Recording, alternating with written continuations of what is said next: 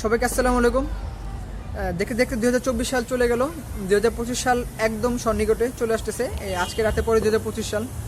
তো এখন যেটা দেখতেছি সবচেয়ে বেশি হতেছে যে 25 সালটাকে আর কি মানে বরণ করার জন্য যে বোম ফুটেতেছে বা ফায়ার ওয়ার্ক, যে ঝর্ণা যেগুলো আছে যেগুলো যে ফুটেতেছে, এগুলোর কারণে হচ্ছে প্রচুর পরিমাণে মানে পাখি বা যত প্রাণী আছে এরকম মারা যেতেছে। আর হচ্ছে অনেক বাচ্চারাও দেখলাম যে মানে এগুলো মানে অনেক এফেক্টেড হতেছে।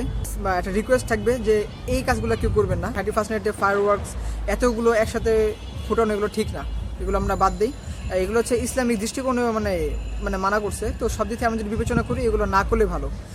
দরকার আছে আমাদের 10 মিনিট বা 5 মিনিটে মানে কিছুটা মানে হ্যাপিনেসের জন্য অন্যের মানে কোনো কষ্ট হোক বা আমাদের জন্য কোনো প্রাণী মারা যাক, আমরা তো এগুলো চাই না। তো এগুলো আপাতত না করলে সবচেয়ে ভালো হয়। তো আমি হচ্ছে এখন ছাদেই আসছি, কারণ এটা দেখানোর জন্য যে মানে কী পরিমাণে মানুষ মানে বোম ফুটে যাচ্ছে সব জায়গাটায়। তো এই জিনিসটা দেখানোর জন্য ছাদে আসছিলাম। আপনারা দেখলে জিনিসটা বুঝতে পারবেন।